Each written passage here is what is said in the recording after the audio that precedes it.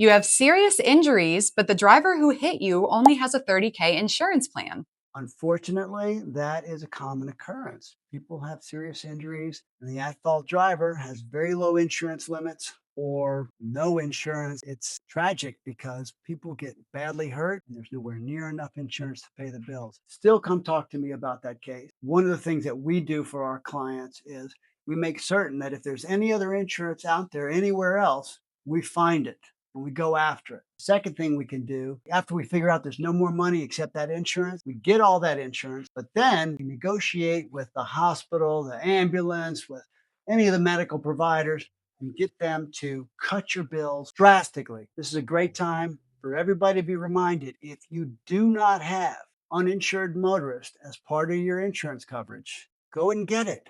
Because when the other side doesn't have enough insurance and you have uninsured motorist, it adds on top of it.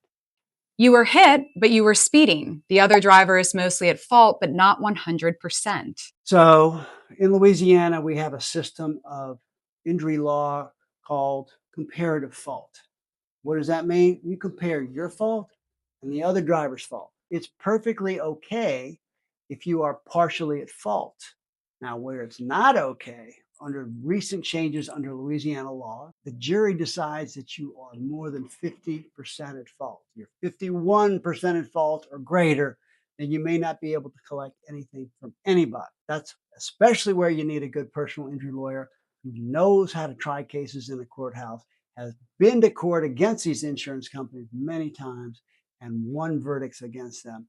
Because if you don't have a very good lawyer, your lawyer doesn't care enough about doing what's right and taking care of you, then I think you run a greater risk of getting nothing out of the case.